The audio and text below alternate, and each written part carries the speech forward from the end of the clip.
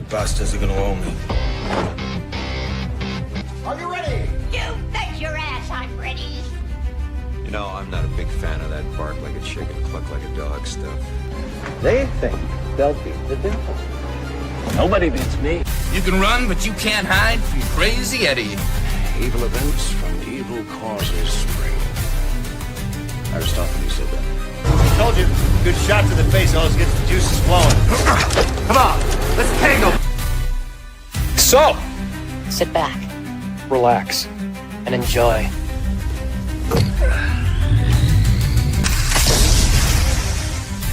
Oh my God. You are psychotic.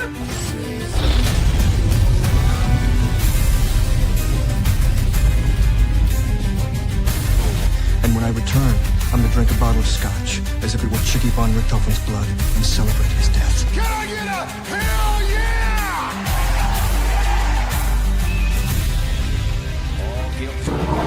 Things I do for these men. It's a bit more than I could bear. Welcome back, everybody, to another episode of Nostalgia TV. We are the Graveyard Shift of Forgotten Television, and we're going back to 2003. We're doing Tremors The Series, which was a follow-up to Tremors Part 4, and basically is the one of the last entries from Stampede Entertainment. And boy, oh boy, do we got an episode for you all tonight. The last time we tried to cover this show, we actually ended up having an interview with creator S.S. Wilson, which is in our backlog. Please be sure to go back and check that out. It's a good, fun interview. We had a blast with him. And Kevin, let's kick this pig off. What are some of your first memories of this? So I don't really recall it being on Sci-Fi at all. But again, in 2003, I didn't have TV at that point. Like in between 1999 and 2004, I did not have television. So, I mean, there was very few and far in between things that I got to see, but it was usually on physical media. This was not a part of that. I had no idea this was on Sci-Fi at the time. I knew about Tremors 4. Or I was hearing about it. That I was hearing about through Wizard magazine. But I hadn't seen this before. My first experience with it was when we watched it a couple of years ago.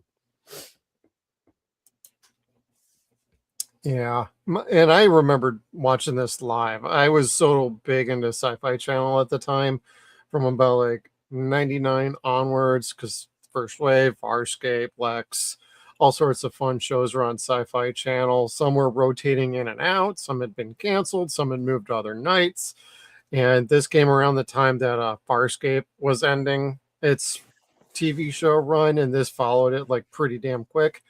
And I seem to remember a lot of people feeling like they canceled Farscape for this show. No, they were actually in development of this show before that was even an issue, and we covered that recently on our own episodes of Farscape: The Peacekeeper Wars, where we dove into the cancellation of that. So Tremors wasn't there to replace anything. They were trying to balance out something a little more budget friendly, local friendly, and something that they could associate with that was already the rights within the company. It's NBC Universal. Universal owns the rights to the Tremors franchise. Well, most of them currently. And we'll see how well that turns out. But you know what? I remember when it first aired, I remember the trailers.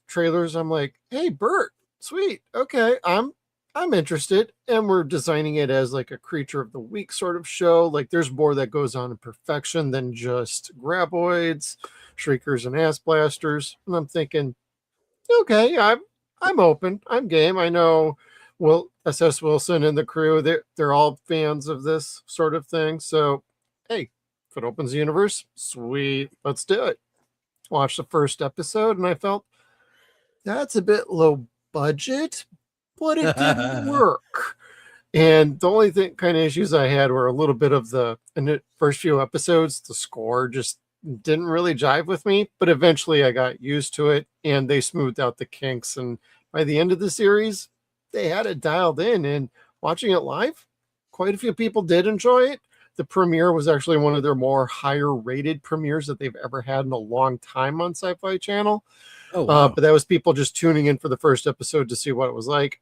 There was a drop off afterwards, but it still was a decently rated show, not highly rated enough to warrant the cost, which was still more than they wanted to pay. That would do it. But I enjoyed the hell out of the show. I enjoyed it. It was on Friday nights with all my other favorite shows. I had no problem with it at all. This is where I remember, when we were covering the Tremors movies, we said, where was all the bad CGI that we remember? It was in here. It wasn't in the movies. It was in here. And that's okay. Part 3 had a little funkiness to it with the shriekers, at least. But by the time they got to the TV show, they had figured it all out. Yes. Like they mixed their practical effects in well enough in the TV show, but there's a lot that they recycled CGI for, like El Blanco moving underground. Oh, yeah. It's painful to watch, but it is what it is. Yeah. You guys at home know I don't like CGI at all. It's my least favorite part of a movie in general, like practical or go home. But otherwise, like, they do what they can with what they have. Like Bert says, when they can use the practical effects, they do. They'll have the graboid head. They'll have a shrieker. They'll have an ass blaster. But if it's flying or exploding, moving, sometimes, they might have to use the CGI. Got to do what you got to do. Yep. They're on a budget, and CGI was popular at the time. Like, yes, it was. That was an expense. Like that somehow was supposed to like make it better. It didn't, but studios thought it did. They're stupid. Anyway, Universal's stupid. We already know this from the Tremors franchise. And just about every other show that they've ever had, they did stupid stuff with. Just look at any of them. Yep, Van Helsing, which I watched like 2 episodes, and I'm thinking, I'm not a fan of this. Oh, I was talking about the movie. movie. The time I was dipping out on. Oh, well, that too. Kate how do you screw up Kate Beckinsale and Hugh? Like, I don't know. Like, you got freaking Wolverine, and you have Kate Beckinsale from Underworld. How do you screw that up? I like the idea, the story was there, but the overall finished product was terrible. Well, you race swap her to begin with. There's that. Make her a Turk. Oh my God. Let's not go down that rabbit hole. Then bring in a cartoon Mr. Hyde that was the coolest part of the whole fucking movie. True. That's true. Like, and after that, glam Dracula. Glacula. Glamula. Glamacula. Caligula. Sounds like something my gotta work on that Adam's apple. At the glory hole. There you go. I can be funny too. Sometimes. So, yeah, right. Thank you. Hey, you're welcome. But no, this was a pretty fun show when it was on the air at the time. I had a blast watching it, and it was unfortunate that they then canceled this one too. But they decided to put episodes in the wrong order all over the place. It felt like a normal network TV show, like something on Fox, something on NBC, something ABC. Hey, let's move episodes around and do some weird, crazy stuff with it, and Clerks and nothing makes sense. Like at any point, Larry. Yeah, like which was awkward. The DVD introduces him with 412 first, or the box set introduces him with 412 first, which is completely wrong. It is, but that's not a horrible starting point. Like, you kind of understand that that's a customer wanting to know about Perfection Valley. Like you're able to make that across, but then later on, you see the first time Larry comes into perfection. You're like, oh, okay, there's actually an origin for that character. Never mind, that's stupid. But that was sci-fi. That wasn't Steve or anybody at Stampede. Correct. Or Brent. Brent was the one that was in charge of this, wasn't he? Because we were supposed that's to a Levi interview, question. Yes, we were supposed to interview Steve and Brent that night, but Brent thought we were going to want to interview about this, and he was like, "No, fuck that. That was the worst experience of my life." He was like, "Oh man, I don't know what these guys are going to be like." And then Steve's like, "Oh no, you guys are fine. You were fun. I should have told Brent to get his ass on here." Kind We're of shitting on Sci-Fi Channel is what was going on, and they're like, "Oh, we thought you were going to shit on the show." It's like, well, the show may have its issues, but like, no, Sci-Fi Channel. I liked it. Like, spoiler alert, the guy that because if you guys watching right now, when we first covered Tremors, when we did our survival guide or the Perfection survival guide, I admitted that I didn't like Tremors 2, 3, and 4, and I hadn't even seen it. I was just a persnickety shit, and I didn't want to see something that had gone direct to VHS. Direct to VHS is like Aladdin 2, Little Mermaid 2, like the worst fucking films you could possibly think of. But it was not that. They were not that, excuse me. And I was very wrong, and I got to admit that to Steve and apologize. But the TV show was a really great extension of those first 4 movies. Well, the first 3 movies. And I wished I would have been able to see it live. I wished I could have enjoyed having that wonder of like, wait, what the fuck just happened here? Because it is still, I mean, I guess I still got that one way or the other, but never mind that part. I still watched it out of order.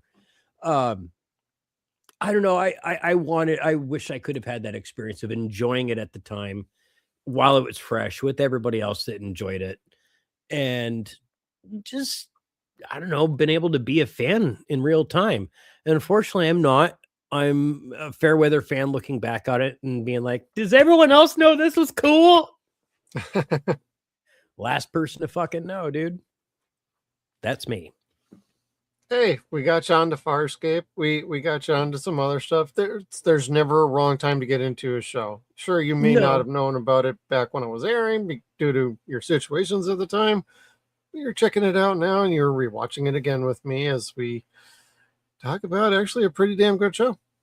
But at least Farscape I wanted to watch. Like, I had always wanted to see that show. It's just way expensive, or it was too expensive to justify buying. And then again, that same time period, I didn't have Sci-Fi Channel. Right. But I loved seeing all the big ass cutouts of Scorpius. Like, dude was cool looking. Oh yeah. Like the design on a lot of things were excellent on Farscape, and also as well on Tremors. And most of the shows had a really good idea and premise and really good design. Like, this looked good. I mean, I think they shot it still in like where'd they shoot this? Arizona or New Mexico? I'm not sure.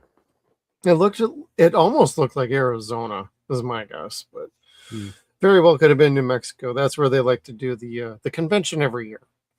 So if anybody's interested, there is usually a convention every year in New Mexico. Or one of our buddies, Levi, goes there quite frequently. He keeps trying to get us to go there. Usually I'm kind of like off doing something else at the moment. It's like, damn it, schedule it on another week or like another month, and I can maybe make it work. But I want to go. Well, George R.R. Martin goes to the convention every time because he loves the show. Yeah, he basically runs the damn thing. He bought it. He's like, yeah, I love this. We're going to do it again. Because he loves the creatures. And golly, you know what? If you love creatures, definitely watch these movies and watch the TV show, because that's the most fun part about it. And one thing I picked up on today was something about Larry that I didn't catch the first time we watched this. Larry is Steve. I think so too.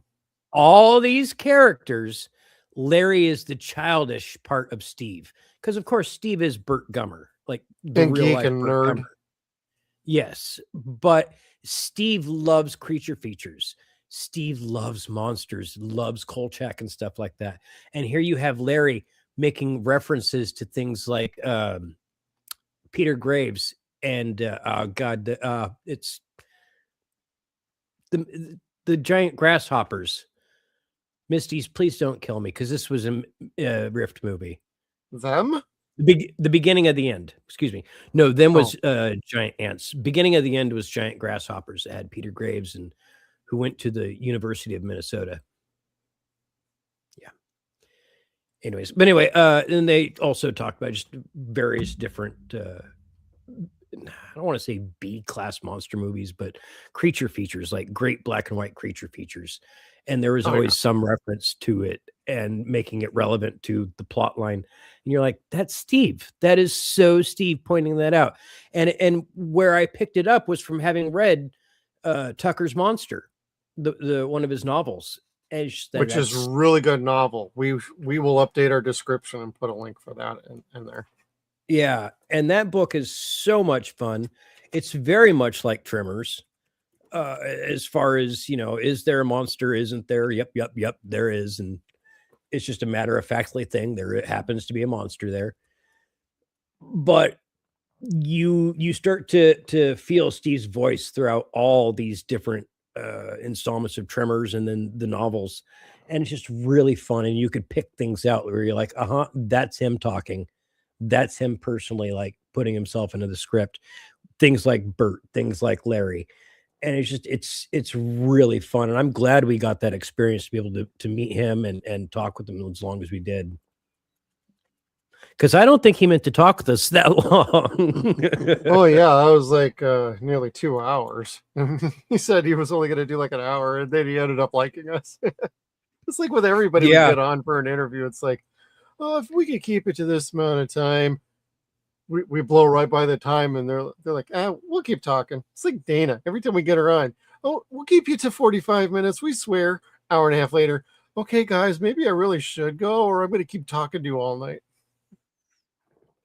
Oh, darn. I know, right? Dana's one of those people who's like one of your old friends from high school that you would just like love to hang out with and talk to all friggin' night until like you would just pass out. Yeah. You had friends like that in high school, and she seems like one of those people. She's just that much fun to hang out with and talk to. Oh God, they're really being serious about that. They're making an Expendables movie. I thought that was a joke. I did too, but apparently it's here in IGN. Okay, so they could do Expendables, but we can't get a proper like fucking Tremors movie or show again. We're getting that right now. Steve's working on it, huh? I know. Well, I don't mean like this current show. I mean like I want my boys back in charge. I want Steve Brent. I want the band back together, man. I want to see something new from them. Well, it's like we've talked about with him. Universal is not interested in making movies. They are not interested in art. They are not interested in franchises, continuity, character development, anything like that. They are a corporation that owns a studio called Universal. Rip bastards. It just wants to turn a profit. And they are more concerned about, what do you call them? Focus groups and their opinions, which are supposed to be the opinions that are the pulse of the nation. And they're really not. They've got their pulse of the nation up the finger up the butt. They don't know what people really like. And they just turn out really, really bad, superficial crap. I don't think they would make a movie like Tremors today, not being a story that nobody knew what it was about. Like Tremors had very little marketing to it. Nobody knew exactly what it was about. If it was a horror film, it was a comedy. What exactly is this? And it was everything. Oh, yeah. And so, I mean, that's just kind of the way Universal handles things. They make shit and then they don't know what to do with it. Army of Darkness. Yeah, there's a few of those. They put that ad in the comic books. Yeah, well, I remember the commercials for Tremors the movie. It made it seem like it was a straight up horror movie. Then you get to the theater. No, it's not. It's a comedy. But really good though. Like, yeah, Tremors is one of my favorites, man. I didn't recognize it as a comedy. I just recognized it as this movie was a lot of fun. But I was like 10 or 11 at the time, I think. So I don't know. Like, my brother ruined it for me. And I don't want to say my brother ruined it. My little brother liked this movie a lot. And we had it on VHS. And it was play, rewind, play, rewind, play, rewind. And then I got really persnickety with horror. Because horror in the 90s was just absolute trite. Like, once you got to Scream, everything was just rated PG-13 bubblegum crap. There was nothing. There was no anima to horror at that point until, say, Event Horizon, maybe. So I don't know. And seeing that's another one of the reasons where this is okay. This is an enjoyable horror. It's hard to even call it horror. It's more adventure, I think, for lack of a better term. Yeah. But yeah, Tremors was always in the horror film section. I mean, I got it in my horror film section. But it's hard. If I did genres, it would be in mine too. It really is hard to call it a horror film. I mean, yes, it's got a giant creature. People do die. But I don't know. To me, it's just more adventurous than it is horrific. Well, and it's something they carried through all the sequels and into the TV show as well. So it's like, how do you describe the show? Maybe not so much emphasis on the horror. I mean, there's a couple episodes. Chris mentions in our chat, Night of the Shriekers is one of his favorite episodes. It's one of mine too. And that one was a little bit more like a tried and true horror movie kind of style, like in Tremors fashion, as only Tremors can do. But for the most part, the show is basically knocked it down a few notches. Like, it's not very gory much at all, except unless a graboid or shriekers are exploding everywhere and everybody's getting covered in orange goo like crazy, like Dean Norris. But you know what?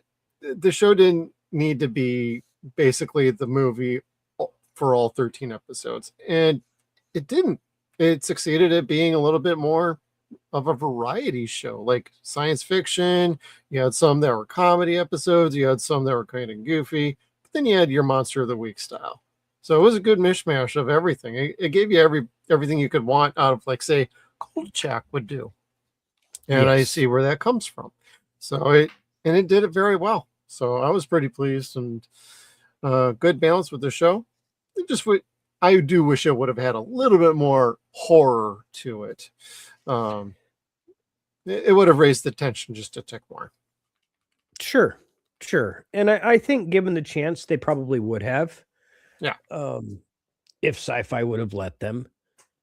Well, if they had gotten another like 9 episodes or renewed for another season, I think the balance would have been there. Because when you're watching the show in the beginning, you're introduced to a bunch of new characters and a little bit of recasting, especially with Jodie at the store. We got a new Jodie. Yeah, a new Jodie and a new Nancy. And to be fair, I kind of like the new Jodie a little bit better in the show than I did in the movie. So she was cute as a button, and I thought she fit better. Anyway, but the cast was getting a little time to get used to each other, but about a few episodes in, boom, it was right there. It's like, okay, good chemistry, got a sense of community. Somebody brought up in our chat, that's one of the best parts about the show. And I think that's ultimately where the show was very successful. Here's the elephant in the room. 3 or 4 episodes? Yeah. I didn't know that he was in this. Yeah.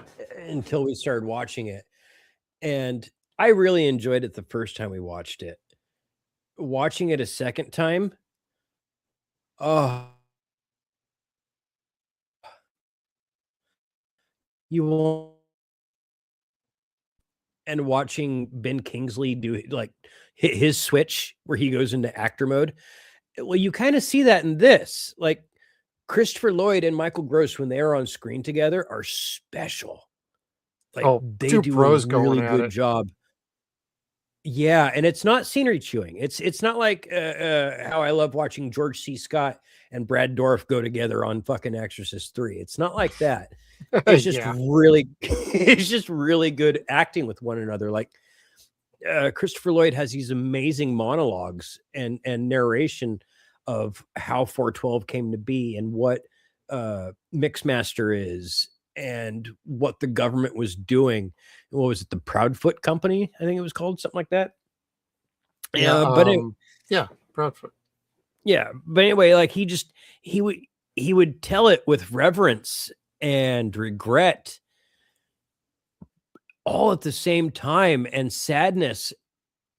And Bert just sat there watching him with reflection and disdain and disbelief, but also pity at the same time. He And was it a just government agent, man. Yeah, like he was, but he felt bad for him at the same time too. Yeah, he was very observant, being very careful how he was taking in the information. Like, how much of this do I believe? How much is this some sort of cover story or whatever? He didn't know him.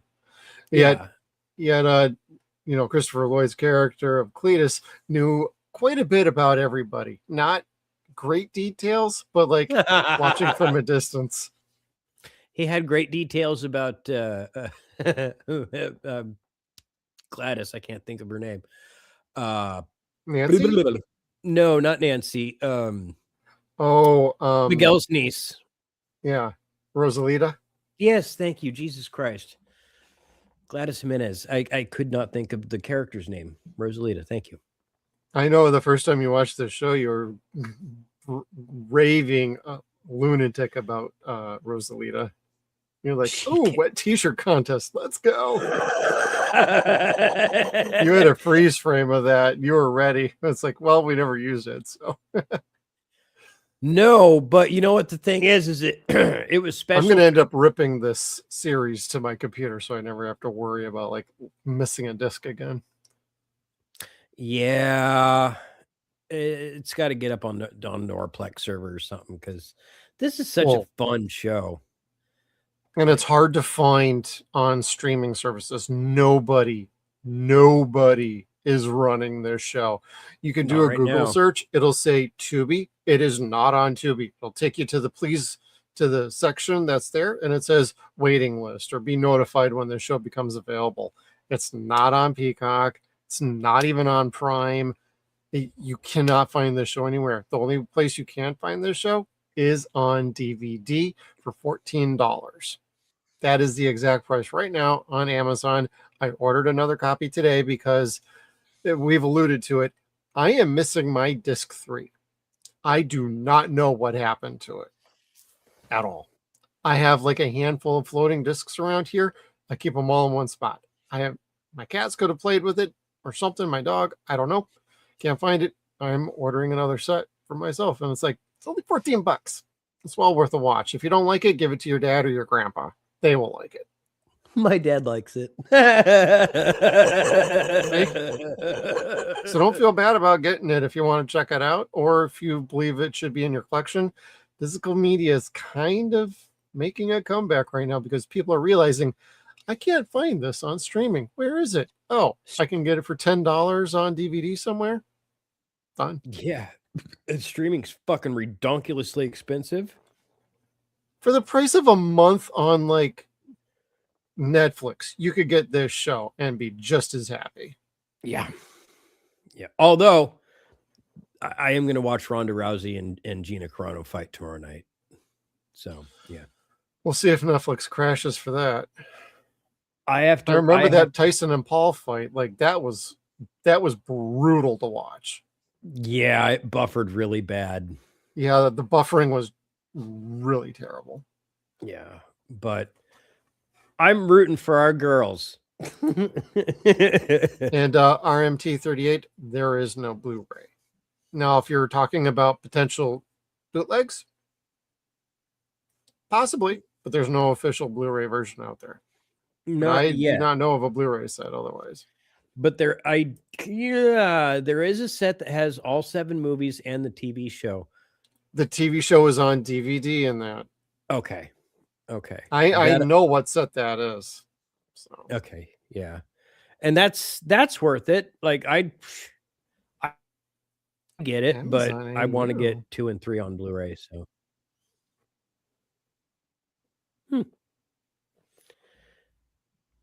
And RMT, hard to see Christopher Lloyd as anybody other than Doc Brown. So I saw Taxi before I saw Back to the Future, and it was really hard to see him not being Barney, like not being completely stoned out of his fucking mind in Back to the Future and actually being intelligent. So yeah, no, I totally get that. The opposite end of the spectrum was my case.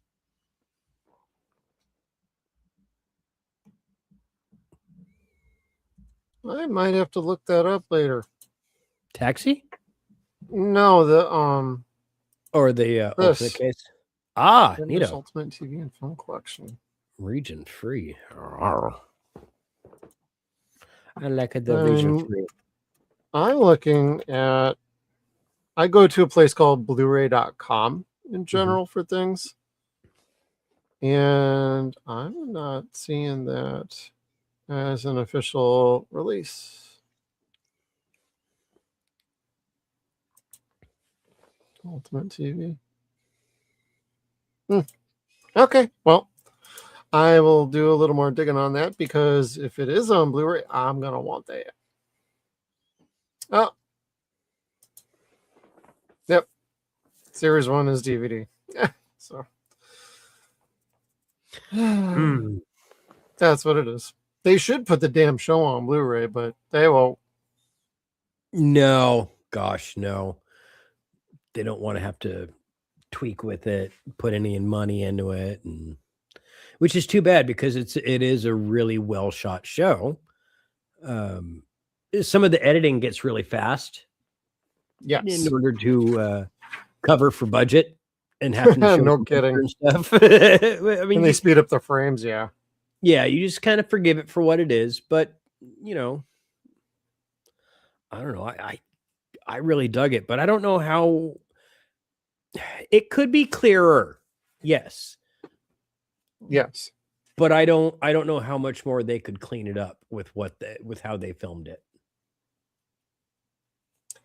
Yeah, it would end up, man, they'd almost have to do like an AI remaster, but might have I've been in communication with a couple of people that do the AI remasters for shows on YouTube. It's been a while. Like the gentleman who did Space Above and Beyond. So anybody who wants to watch that on YouTube, that's got a really nice AI remaster on it. That was nice. I mean, there's some weird audio blips that I've talked to him about. I don't know whatever happened from that. He probably never did a damn thing. But I told him, like, hey, you mind if we use some of your screen grabs from it so we can play it on our podcast episodes of that? But Chiggy still sounds really racist to me. What's that? Chiggy still sounds really racist to me. Chiggy von Richthofen. And we can't say that too many times because I remember that getting us nabbed on YouTube the last time we talked about that. We said the CHIGS too many times. And then I had to go back and do a little editing for our YouTube version of the show. Oh, criminy. All right, well then. Anyways. X-nay on the bugs. Yep. The only good bug is a dead bug. That's right. Pancakes. Pancakes, baby. It's as easy as eating pancakes. I have celiac disease. Pancakes would put me in the hospital. Well, it's nice knowing you. Right. But I'll bring the maple syrup. So, yes, thank you. And bacon. Hash browns and garlic. Can't have pancakes without bacon. Just saying. Nope. It's a sin. It's a sin. Well, Kevin, what could also be a sin is not talking about each of the episodes. All right. Getting into some episodes. Let's, because there's some interesting setups here. Like I like what they did. We talked about how we've got creature of the week, so we're going to talk about various different creatures, starting with the Graboid, El Blanco. The first creature that we see in the Tremors series is the Graboid. That's where it all starts, and we've left off with El Blanco at the end of part 3, and he is now the current resident of Perfection, or the newest resident of Perfection Valley. And the first episode starts off all about the Graboid, and that was one of the neater things that they started off. You can just, not to get too far ahead, but you'll see an episode of the Graboid. You'll see an episode that has ass blasters. You'll see an episode that has shriekers in it, and then it's all mixed in between all the various other different creatures. If you watch it in the proper order, which we did not. Yep, I was watching in DVD order, so and I did not write episode names down until about episode 5 when I'm like, oh yeah, that's right, because Kevin sent me a message saying, which order were you watching these in? I'm like, I'm watching on the DVD. I got 2 different goddamn screenshots. I know. From like 2 different sources that are saying this is the actual order, and it just follows the DVD order. I'm like, oh, okay, well, I don't remember that being correct, but if it says. Yeah, here on, well, Wikipedia describes it as the original intended order of the episodes is what's the order on the DVD set. The problem with that is Project 412 has a weird intro to it with Larry, because his introduction is actually a lot later in the show.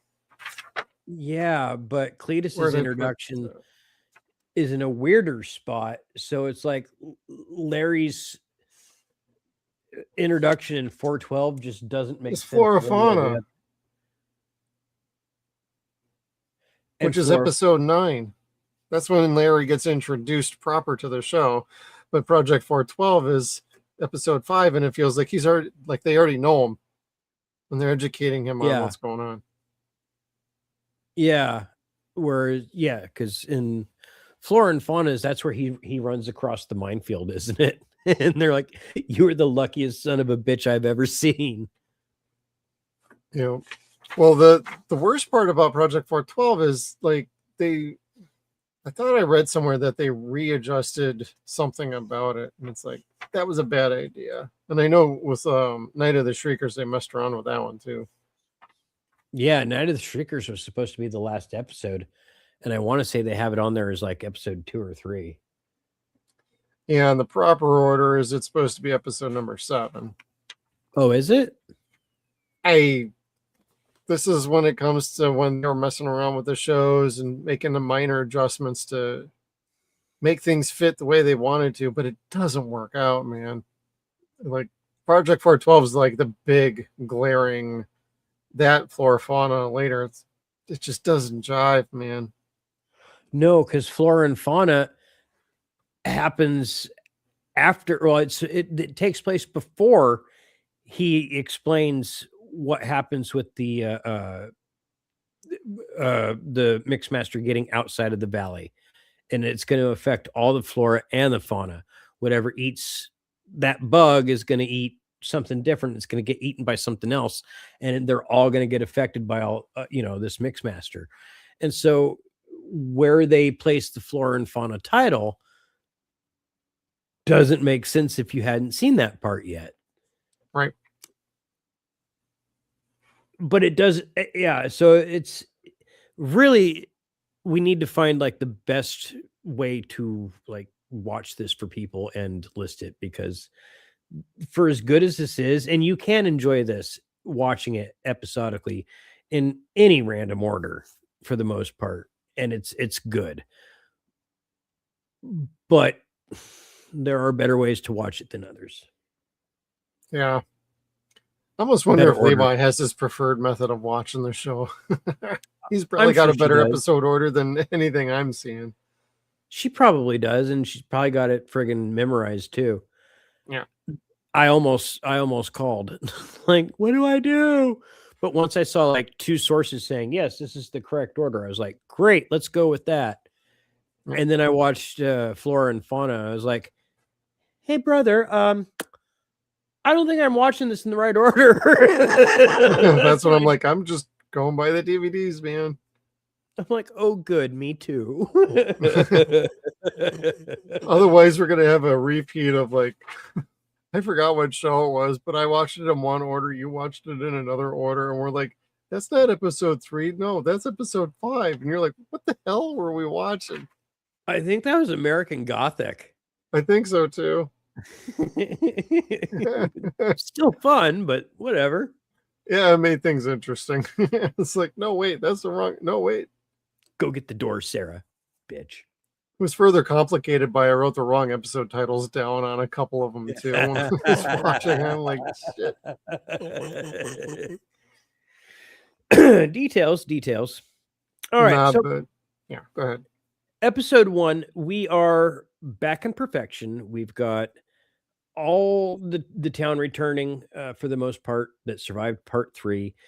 Miguel did not survive, but they replaced Miguel with his niece, Rosalita.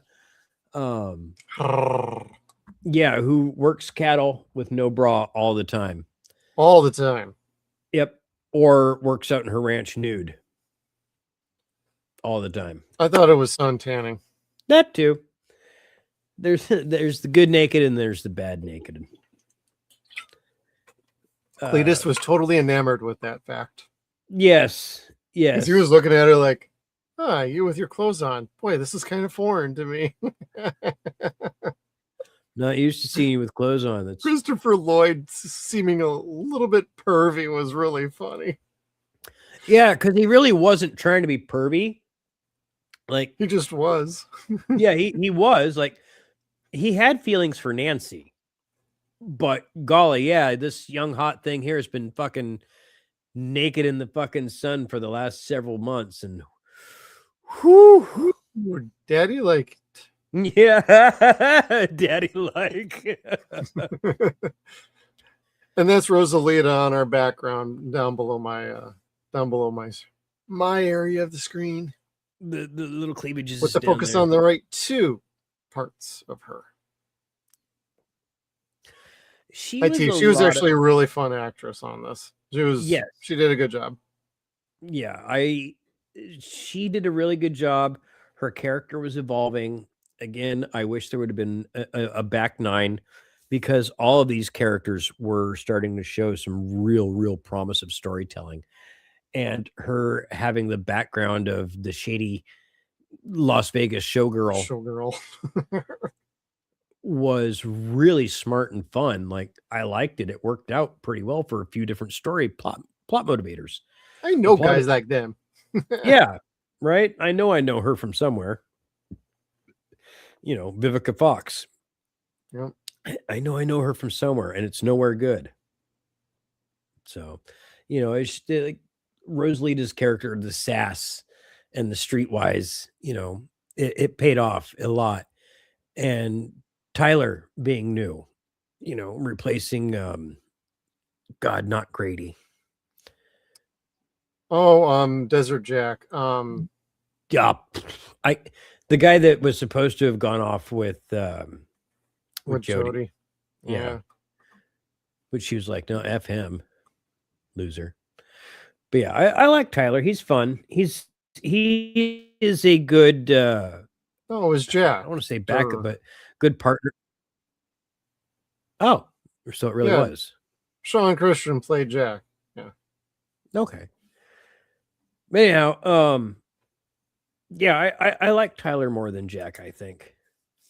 I thought Tyler fit better, and it gave him and Bert that was a good team up. Yeah. I like that almost immediately. The thing with Tyler is I never have and I never will like him in a baseball hat. That looks so freaking stupid on him. And any guy will tell you, if I'm wearing a hat and I think it looks stupid, I ain't wearing the damn hat.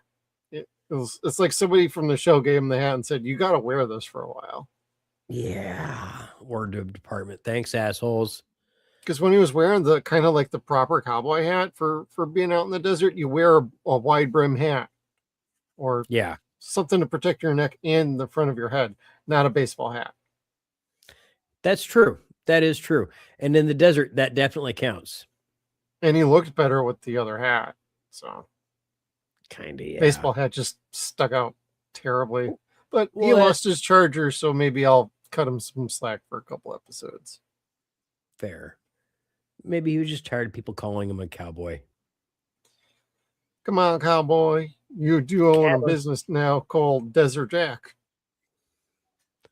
Well, I mean, He bought it off some dude.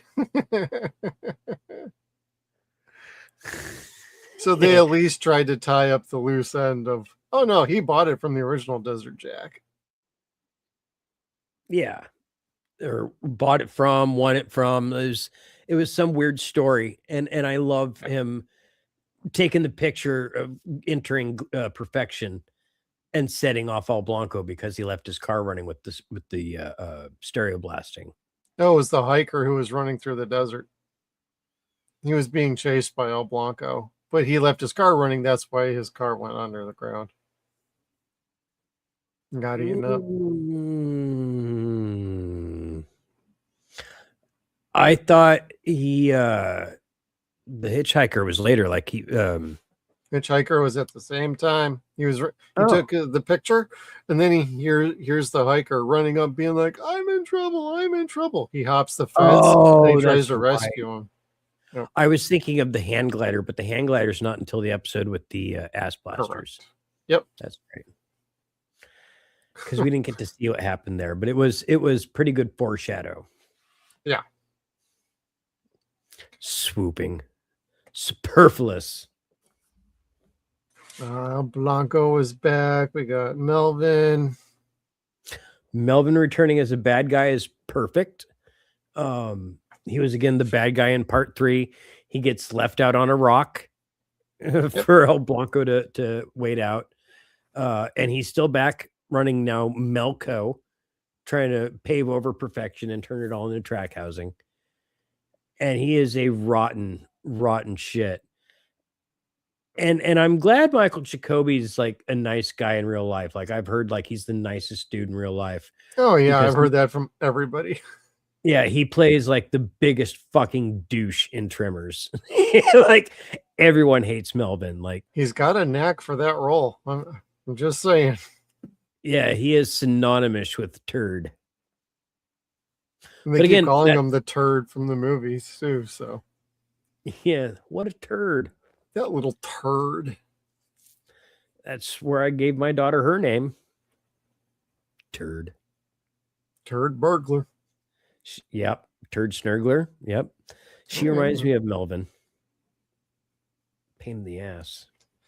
She's going to end up owning everything too. She's going to be a crime boss. Zoe, knowing her. Yeah, very possible. Harley will end up being like fucking Looney Bin Jim.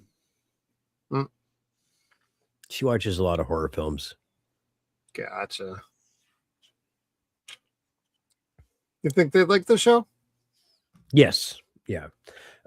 She does like the original Tremors. She's a big fan of the first Tremors movie. Okay.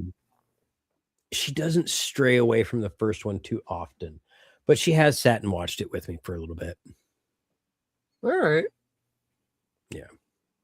So it is accessible to all generations, much like the original pictures. I would say so. Just stick to 1 through 4 and the TV show.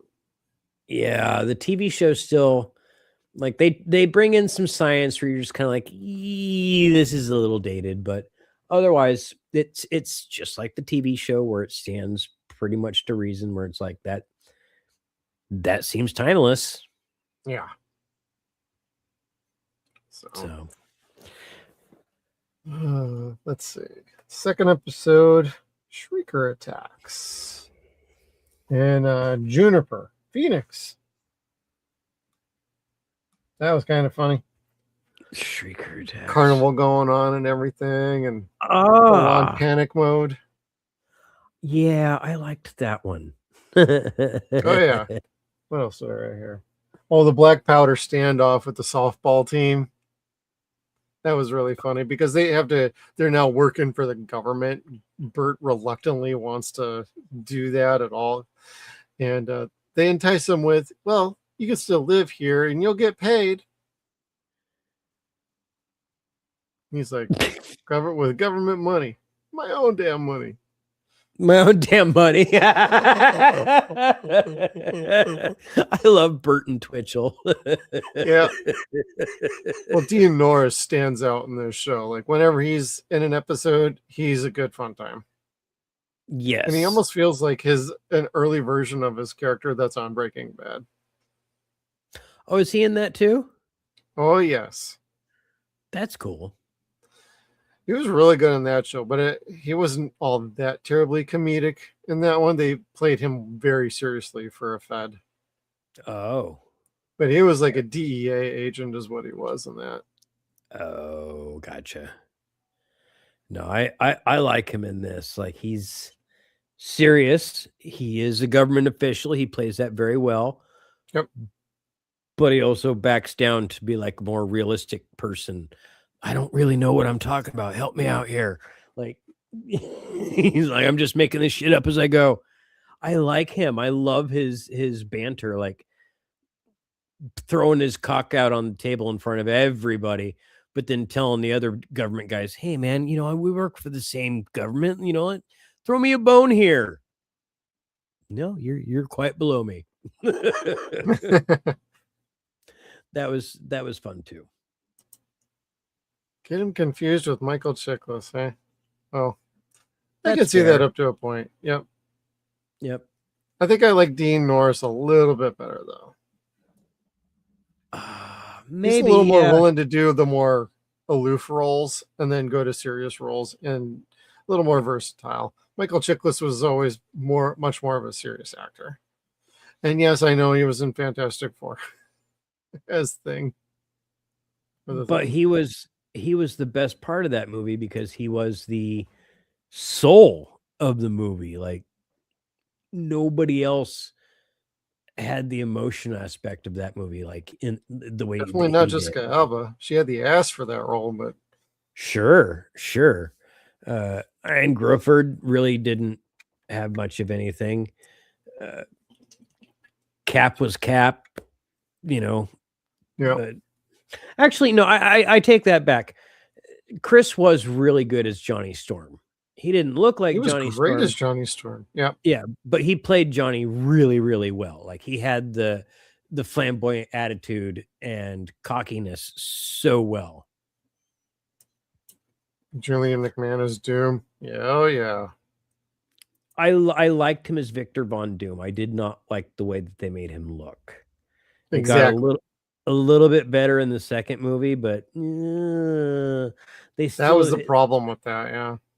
Yeah, it was still a little bit of a miss. The third movie, absolute ass. Right now, from what I've seen of Doctor Doom, pretty good. Now, I did see a video today that showed him take off his mask. That I believed was AI, but I've seen pictures of Doom, and I think everyone's going to be pretty happy now. Yeah, there's enough concept art. Like I'm not too afraid of the look being there for Doctor Doom. I'm not really excited for the movie because that's not how I would treat Doctor Doom. Yeah. Yeah. Here's this rando guy. Like where they have him at the end of the Fantastic Four, that works. But where they have it going from there does not. No, that'll do it. We'll talk more about that tomorrow night on Dead Wire Live. Oh my God. We're going to have some, we got some headlines for tomorrow, man. Going to get me going on Voltron. I know y'all are. I'm really sorry about that. Like, I'm glad He-Man's making it to the theater, and I would have liked to have seen Voltron on the big screen too. Yep. But talking about the little screen here, back to Tremors. Let's see. Number 3, Blast from the Past. This is when we get back to the Ass Blasters making a brand new appearance.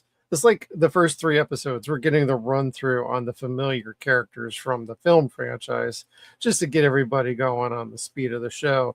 And I like this one. Jody gets a fun few comments reminiscing back to part 3. So that's some of the best parts for me. And this is where I find like Jody to be like, we did good recasting her here, because she's very invested in the role and in the show. And we still get more of her typical Jody-isms that she gets from her uncle. Oh, passed God. down the store. It's so cheap. I loved it, though. It's like, it fits. It works. That's part of the charm of the show. She's so Walter's niece or granddaughter, whatever. Like, she's fucking cheap and hysterical and mercenary. One's in the family. Yeah. I liked at one point they were making the mug and doing the little creepy dude at the bottom of the cup.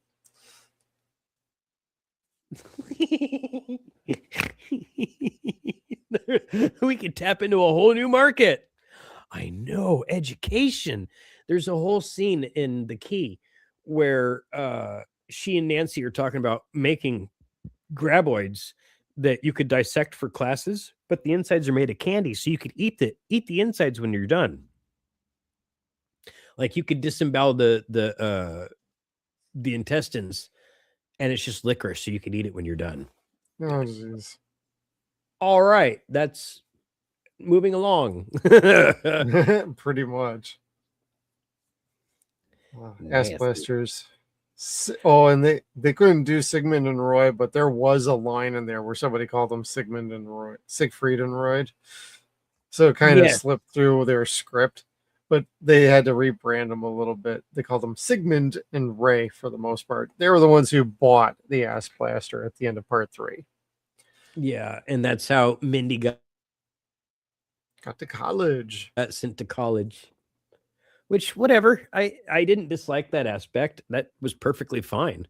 Till you find out what she really does with her career. Yeah, well, we'll get there. I have had and still have opinions on that episode. Why? Not because they recast Mindy, but because I hate hippies. I hate tree huggers.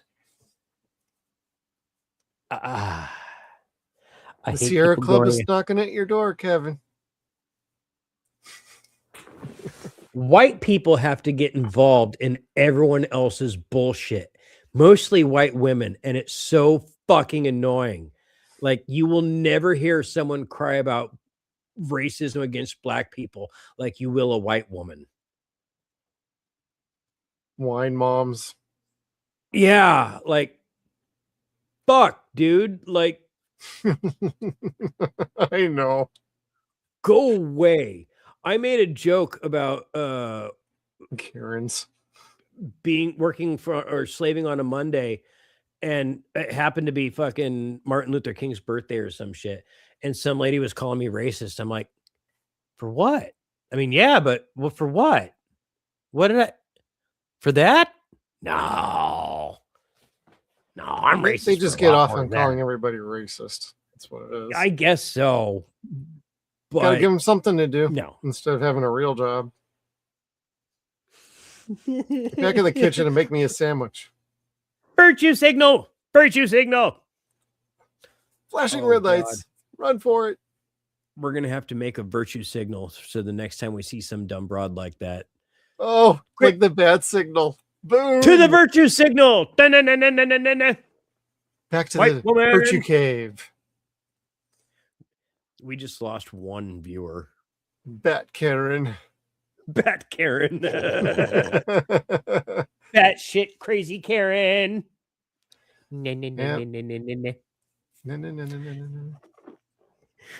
Kid here is Peter Griffin in my head singing it. Yeah. In Blast from the Past, this is where I started to get the idea of, oh, Bert and Nancy make kind of a cute couple. I wonder why they never kind of figured that out. I mean, yeah, they butted heads a lot, but you end up finding out later that Bert still has a thing for Heather. Yeah, that was cute. It would have been a great time to have some redheaded kid come up and be like, "Hi, Dad." Yep. That would have been awesome. Great way to save the movies, but no, they won't do that. Nope. Well, they did something else in the movies. So 5, 6, and Jamie. 7. I don't acknowledge those. I try not to. I no longer own those because I didn't really care for them when they aired. I mean, there was parts I enjoyed, parts I didn't like. And then I realized, oh, that's not the same creative people. I like Bert in this, and that's about it. But it's not enough because I never watched the movies ever again, and I never will. So I'm like, all right, out of my collection they go. Yeah, I definitely have an affinity and a sincere sweet spot for the Stampede creative team. Yeah. They have a definite storytelling style, and it's a lot more fun than what Netflix has been putting out. No kidding. Kind of unappealing part of the Blu-ray set is paying for the bad ones. Yeah, I've done that with a few movie franchises where, yeah, I'll buy the box set for $20 just to get the 3 movies that I actually do like out of it there. Leprechaun being one of them. I did that with Pumpkinhead 2, and I want to say Leprechaun 2 and 3 was also part of that pack. So, Leprechaun 2 and Pumpkinhead 2, it was worth it. That's how it rolls, man. Yeah, because Pumpkinhead 2 is kind of hard to find for a while. That's Blood Wings, right? I don't know. I think that might be part 4. You might be right. It's been a while, and I only have like the very first Pumpkinhead because of Ethan and Cy. So did they? No, they helped write that. Yeah, and that was one of their buddies' pictures too. Like they had a very vested interest in that movie. So that's cool. Yep, I love. We have an interview with Ethan Reef and Cy Boris, and they talk about Pumpkinhead and what that movie meant to them, and also like Tales of the Crypt, Demon Knight, and talking about TV show Brimstone with John Glover and Peter Horton. So it's a fun time. Highly recommend checking that out. Yeah, we don't show the interview on camera, but I'm fangirling the entire time because Demon Knight was my favorite movie in the 90s. Yeah, that was one of mine too. It's still my favorite. Find out they took ideas from that for Brimstone too. And it was so good. It's damn good. All right, okay. Tremors. What's next? Tremors. Oh, let's see. Hit and Run. I call this the first Mafia episode. We get the tracksuit Mafia basically in this one, and we get Nick Turturro in it. And I'm just like, I don't like the Turturros. What are we doing here? Especially Nick. I think he's a talentless hack, but whatever. Is it racist if you get an eye twitch from a really bad New Jersey accent? No, I would expect that. Like I can't stand it. I can't. Because I know what you're talking about. It drives me fucking insane. How you doing? I could never watch Jersey Shore. I could never listen to it. It's my Joyzy. Wife, yeah, my ex-wife used to watch Cake Boss. I'd have to leave the room whenever any one of the women came up and started talking to Buddy. No, I'm fucking out. No, screw I've seen enough Cake Boss. I know what you're talking about. Yeah, I'm like, Ninja Vanish. Smoke bomb. Although in your case it'd be like the gigantic puff and then blow it out. Hey, that didn't come out at all. Anyway, yeah, definitely it drives me fucking insane. So this episode was kind of lost on me, with the I exception like Michael that it's got- Rooker. correct. It's got Mary Poppins in it, y'all. Love him. Yeah. And he's pretty unhinged in this, like for $20 million. Yeah. He's got a harpoon gun. He gets wasted with the harpoon gun, trying to get Shot. El Blanco. Yeah. Yeah. And that was pretty impressive. That was the gore that they did show. They're like, you know what? We can't show people being eaten, but we are going to impale Michael Rooker with a giant harpoon. Oh, yes. And that was pretty brilliant. And then somehow he's going to get off of it.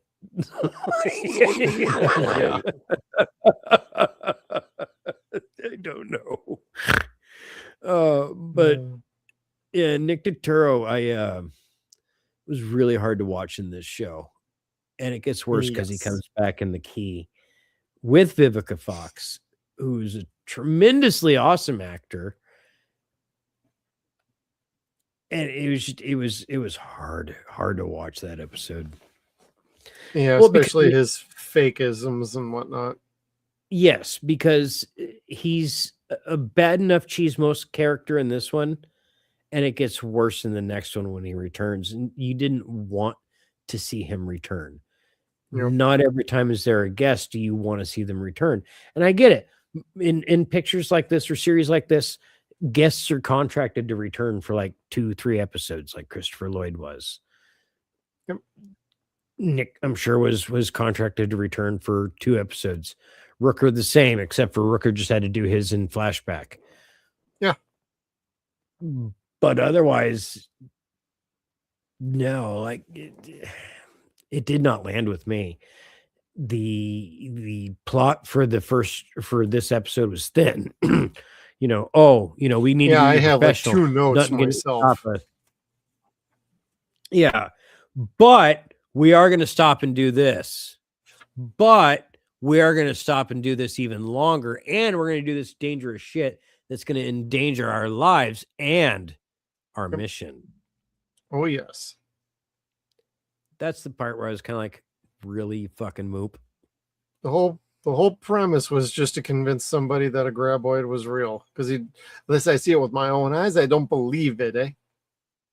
Yeah, and that in itself is fucking stupid. Like, Yeah. graboids have been around for almost 15 years at this point, or the world's known about them for almost 15 years at that point. Yeah. Get with the fucking program. Pretty much. And just ignorant little bastard. Yeah. But he gets messed up, but not messed up enough. Not Yeah. messed up enough at all, because he returns for another episode. But I gotta say, and not to jump ahead too far when we get to the key, but Vivica's name is Dolores. Dolores. And all I could hear was fucking whatchamacallit, Harvey Keitel from Sister Act bitching about fucking Whoopi Goldberg. It's not a nun. It's Dolores. She's a broad. She's a broad, if you know what I'm She's a talking broad. about. Yeah. Broad chest. Yeah, 5 fingers right across the face. Slap. Ow. So, anyway, back to this one. Actually, I think that kind of covers that episode, doesn't it? Yeah, not much really happens in that one, like at all. No. Sure, the cast is around, but the whole center is the mafia guys. It's like, this doesn't really play well for me. No. Yeah, like the cameo from Michael Rooker. That's about the extent of that. Yeah, the downside is the Italian guy gets dragged for 2 miles or what have you, but Yep. survives. Yes. El Blanco doesn't dive. He just goes and like rides the top of the fucking dirt for a mile, 2 miles with this guy in tow, and you're just kind of like, Just wanted to take him for a little ride. yeah, right. I mean, it was worth it. Like the dude had it coming, but whatever. It was just irksome because you knew he was going to be back, and I didn't want him to be back. I didn't like him enough the first time. Same. I completely agree. So, his partner that was so gung ho to see the goddamn graboid. that I didn't want to see. I wanted to see him die. I did, and I enjoyed his death. Tyler should have taken all of his cash. Shit. Well, he was waving that big stack of bills around. It only makes sense that he's like, you know what? For a few extra dollars, I'll take you boys out. Yeah, no shit, right? And roll ya. Bang. Well, it also, this actually should follow like flora fauna, because when Larry shows up a little bit, that he basically buys the whole crew, or the whole the Desert Jack tour all by himself as one. And then when you get to Hit and Run, Tyler basically says, we have a 4-person minimum per the regulations that have been bestowed upon me from WD Twitchell. And it would actually make sense to have that before this one, so that it could actually be like, hey guys, I can't take you out. So. Oh, that would make too much sense. Yeah, I know. Too many logic issues here. So. Yeah. Well, so much for the Mafia episode. Next episode is Project 412. This one is a very fun episode. The CGI of the creature's a bit off-putting and weird. It's a great idea for a design. It just doesn't look the greatest in all CGI mode. It looks like something out of a video game for Resident Evil 1. Yeah, 1 specifically. 1. Yep, like the Hellhounds. Project 412 is an animal that is a crossbreed between a wolverine, a rhino, and some weird ass fucking spider. Yeah. And it's nearly indestructible. Who would make such a thing? And it's the government. And for what purpose? We're gonna drop it in some VC tunnel. Like ew, it's kind of gross. Yeah. But it saw, its eyes were a crosshair. Yeah. And you're just kind of like, ew, okay. Yeah, sure. They gave you the point of view of the creature, and it's like, oh man, this is kind of Predator-ish. It's like, I don't know if I like this. Yeah, again, it wasn't bad, but no. I don't know that I liked it. Yeah, it was kind of pushing the limits of what the show was asking everybody to buy, in my opinion. Yeah, agreed. But I enjoyed the episode. Christopher Lloyd was great. He's hitting on Nancy a little bit and needs a shower. And then we find out that there's like a lab somewhere in Perfection Valley, and Bert's like, you're crazy. Then he ends up finding, wait, what is a concrete pad doing out in the middle of this area here? So it's a nice little setup for the big lab that may or may not play a role later in the season. The lab was cool. Yeah. But no, I did enjoy where they start going from there, where they start finding places like the vents in the mine shaft. How smart was that? Like, okay, we need to exhaust all the air and let people breathe, but we have to do it in a certain area that's where it's not noticeable, because correct, these things are known to be missing or stolen, what have you. Well, and the vent was pulling air in instead of being an exhaust vent. So it's like Twitchell's just looking at him like, wait, what is that supposed to mean? It means your bosses have been lying to you. How does it feel? So Eli to love the teabag. Yeah, pretty much. And 412's a good episode. One of the best parts is El Blanco actually swallows them up and then spits them right back out. Oh God, that was amazing. Like, because you have that. Reminded me of Ghostbusters with that effect a little bit. Yes, right. Yes, absolutely. Or gosh, even Men in Black.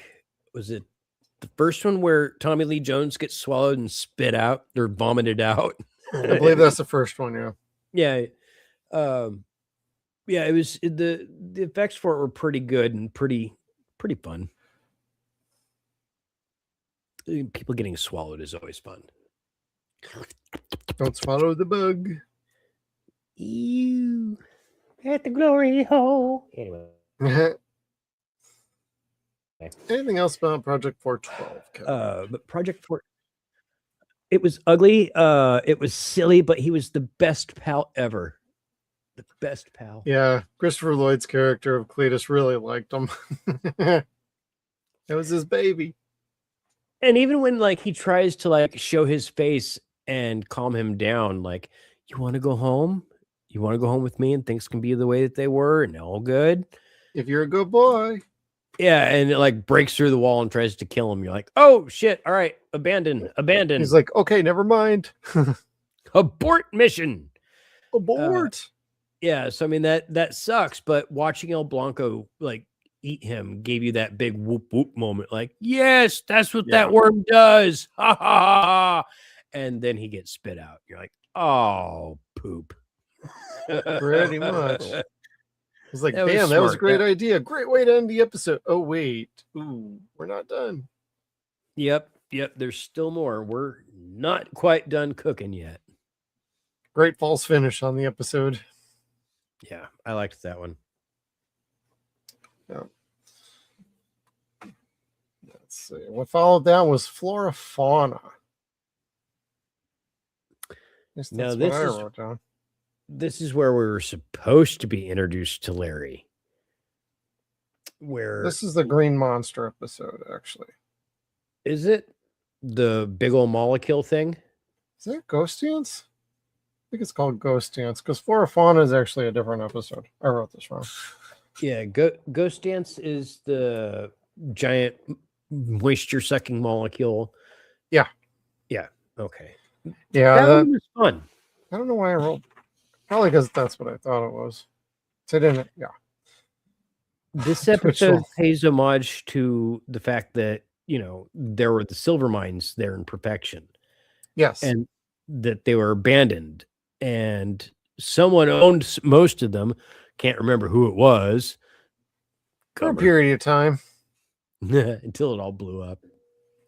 And shrapnel across 7 miles.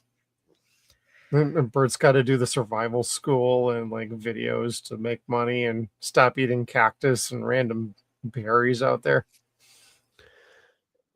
Oh God. And then everyone else is like so used to him eating it that they're just kind of like, oh, okay, yeah, we eat it too. That was ill. Like Tyler explaining that to him. I felt it. I got it. And Tyler being like, you know what? This is actually really good. This actually ain't half bad. You should do more survival stuff like this. You could make money. And Bert looking at the cactus and be like, I can make money. And doing survival skill stuff. It's like, maybe I should. Maybe.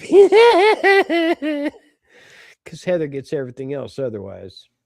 God, yeah, they brought her up a couple of times, but the big funny part was when that was the password to the house. Yes. And he's being super coy and quiet about it. Like he doesn't want anybody to hear. One, it's a security breach, and two, it's it's personal. Yeah.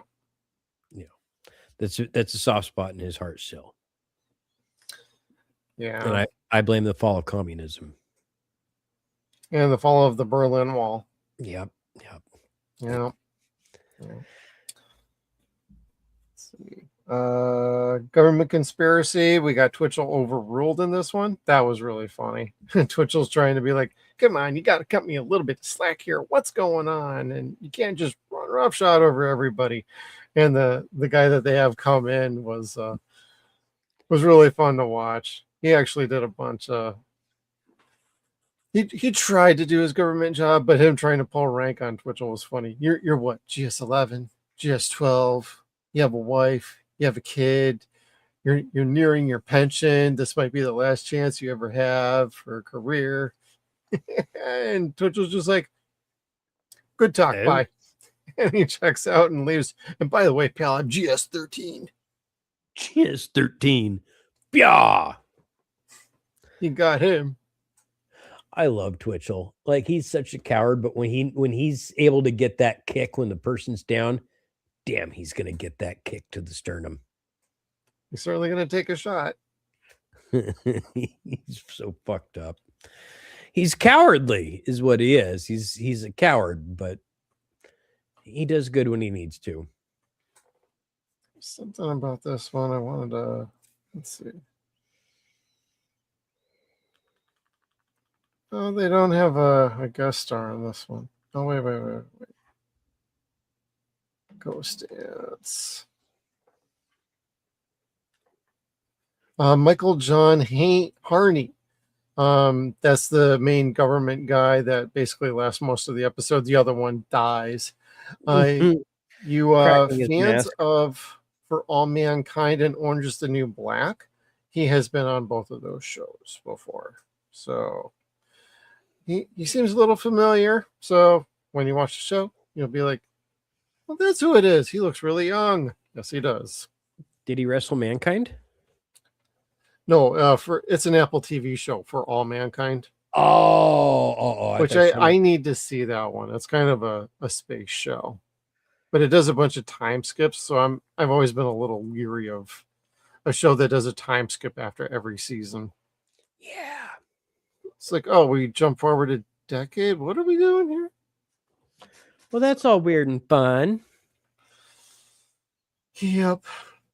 But I enjoy the Green Monster one, especially when they're doing the power takeoff on the bird's Jeep at the end and they have to suck it up with a vacuum cleaner. And the government agent's just like, this isn't going to work. It's a car vac. You need more power. It's like, bitch, quit complaining and start helping her get out of the way. Yeah, work with what you got. I like how they kept a lot of the taglines going along or one-liners. Yes. Well, I mean, do what I can with what I got. Those are staples of the universe. Staples of Burt Gummer. That's his motto. Oh, yeah. Doing what he can with what he got. Got to do what you can with what you got. You got the cash. All right. I saw your eyes go wide, and I'm like, what? I want to watch Fifth Element now. I know, right? Give me the cash. That movie. I'll just take that gun right now. Thank you very much. You got to turn the safety off. Too true. All right, let's keep it going here. Night of the Shriekers is up next. This is probably my favorite episode. I love how everything just goes completely batshit crazy, and they got to deal with a bunch of Shriekers. And Nancy is a bomb maker from the 60s. Nancy's so fucking annoying in this show eventually. Like, she's typical old Nancy, but she gets to a point where you're just kind of like, I cannot handle your hippie ass anymore right now. You need to go on. Yep. But she likes to be free, like a bird, Kevin. Like a bird. Yeah, but then she hinders fucking Bert and his shenanigans. I know. It's like, you know what? I did like you two as a potential couple, but not anymore. Well, there's a scene where she just really gets down on him for the way he lives. Yes. And it's really unkind. It's really unfair. And he forgives her quite easily just because he doesn't want to deal with it. Right.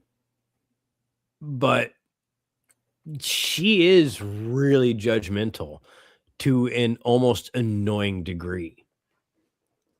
And her tree hugging lifestyle is very fucking annoying if you look at it from a whole. Like, her husband left her because she didn't want to fucking go with the norm of society. She took her daughter with her and didn't have a way to pay for her schooling until she sold a monster. Yep.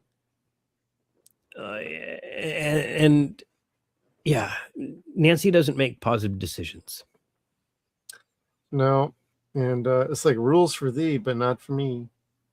Yeah, like she tries to be a dissenter, but she's not really all the best at it all the time. Sometimes, sure, like she's like, all right, I'm going to go throw my hat in the ring in this protest game. But otherwise, no, she kind of sucks. She just bitches. Yeah, pretty much. I think she really did need Mindy to be around a little bit more. It might have balanced her character out a little bit better. Maybe so. Maybe so. But golly, and we'll get to it when we get to it, but I did not like when they had Mindy on the show at all. Yeah. Well, yeah, we'll get to that soon enough. Why did I write Bert and Gasoline down? I don't know. Oh, the backup generators. I got a backup generator for my backup generator. And then, well, we got to see like the conversion of his whole house to being underground and how he's got the escape tunnel and everything. And the poor door that gets stuck with like with a bullet round was really funny. That was hysterical because yeah, bullet round could jam that, and it worked out that way. And it was funny because like 223 round is like that big, and something that big is and that round is blocking this ginormous door that anyone can go through. It was like wedged in there somehow. Yeah. So, but it worked until the explosive, the grenade went off. That was funny. Yeah. I think what I really liked about the episode where the scientists kept playing stupid and like the one kept doing stupid thing after stupid thing after stupid thing. And then she finally blew up the ammo, and then they go run out to the van and they're like, let's get the trekking bracelets back on them to work. And it didn't work. And they ended up dying. It's like, you dumbasses. That was satisfying. Oh yeah. I mean, I thought that was great, but at the same time, it's like, man, you make the scientists in here look so stupid. Well, yes. And that was Melinda Clark, of course. And yes. that was one of the high points of what you said, where this episode has more horror tones to it than most of the other episodes had. Yep. You know, the scientist, the good guy, the lady that's really trying to help, ends up sacrificing her life unintentionally, but you know, she gets eaten alive. Yeah. Couldn't really turn my nose to that part too much. Nope. It was a better ending for her than the redheaded doctor that doesn't die. Oh, the one in Flora Fauna. Yeah. Yeah. Yeah. Not bad. Just kind of like, why is the government scientist just out here saying hello to everybody? Like a super hot one. Yeah, right. Like all the scientists in this show are like in their 20s and super hot. It's like they fit Val's description from the first movie. They must be tall. They got to have legs. They go all the way up. Got a list a mile long there, Val. You married a good woman.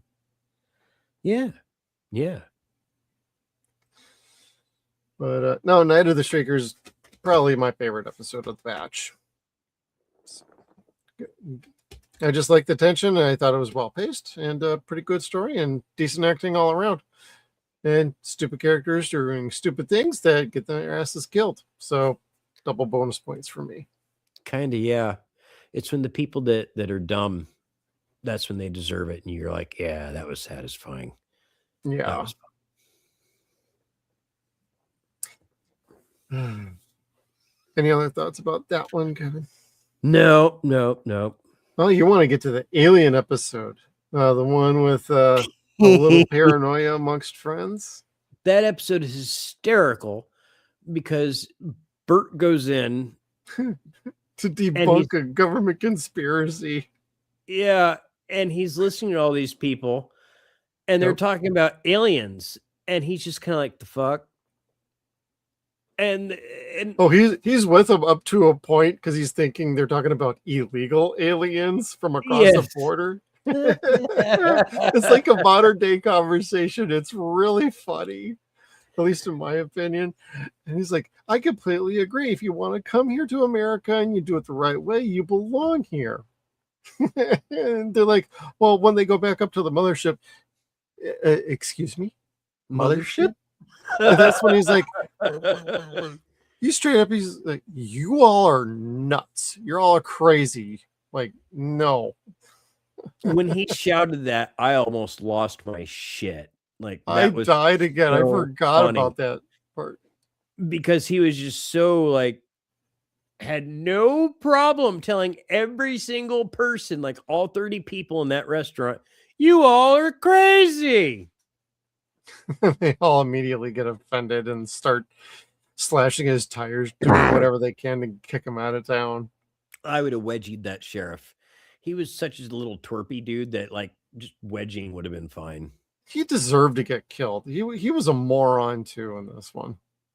Everybody was. Like, I enjoyed the episode, but man, they made some of the characters very unlikable in this one.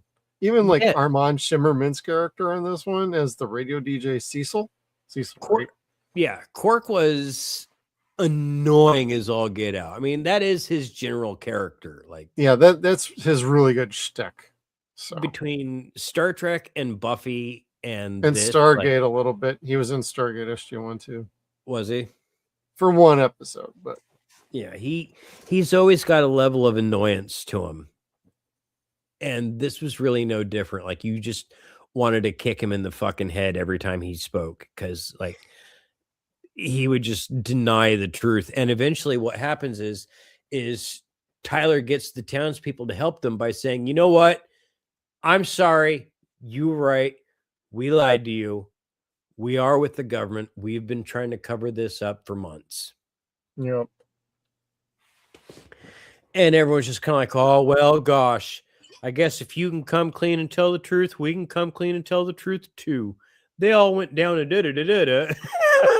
You're like, what the fuck is happening?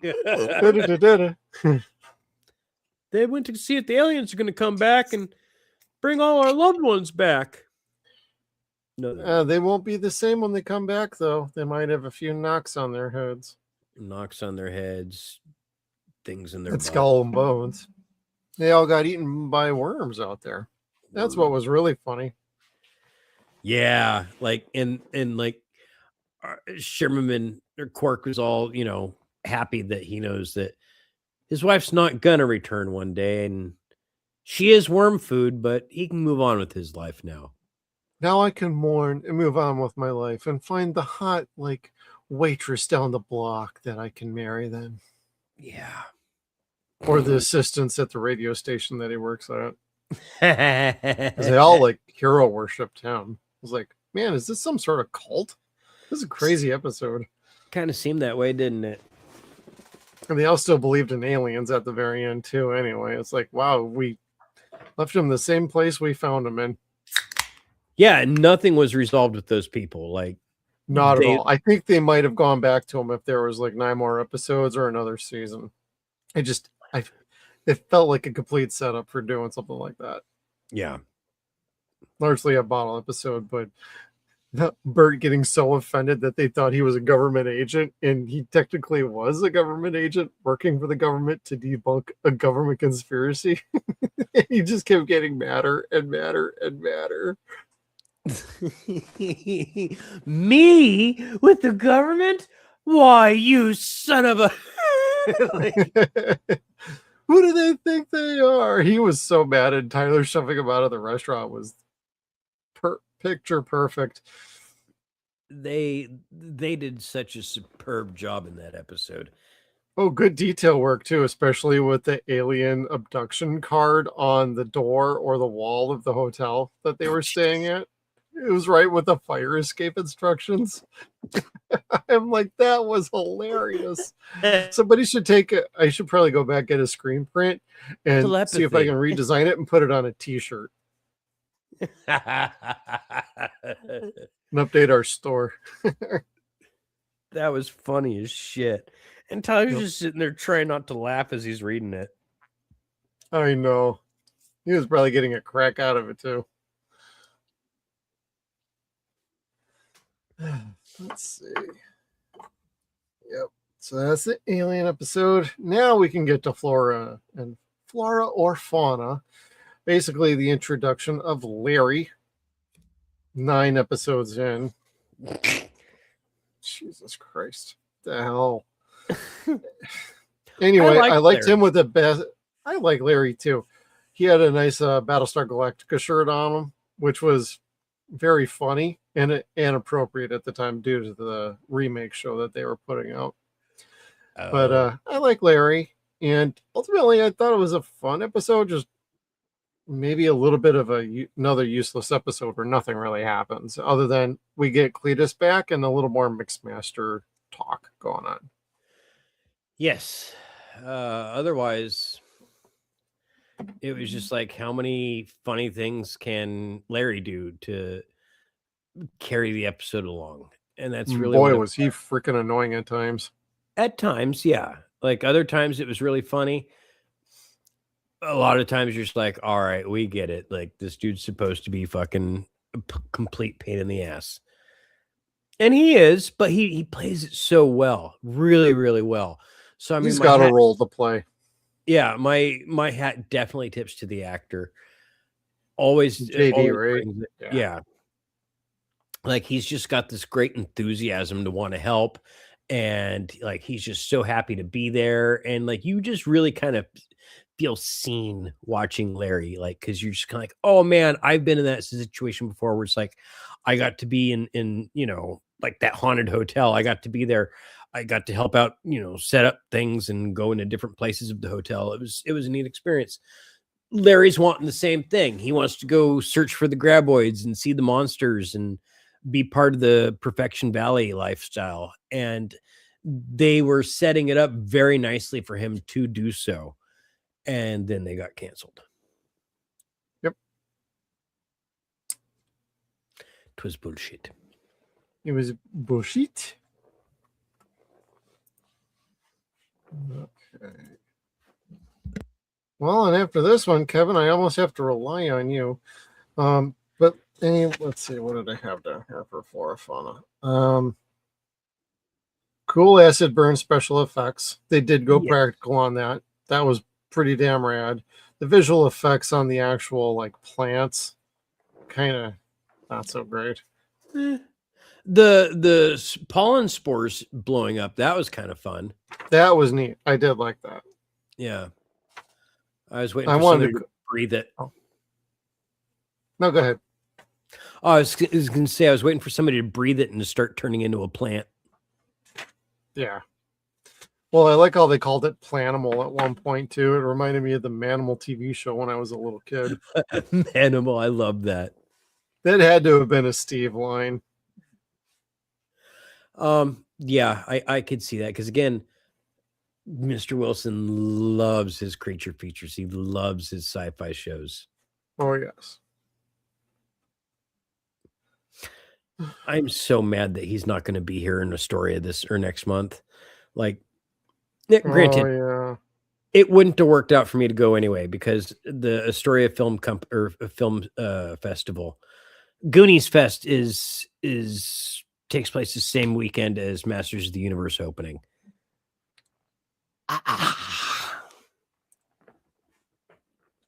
My priorities are He-Man. Watch He-Man down there with everybody else. No. No. Wow, that was an easy no. No.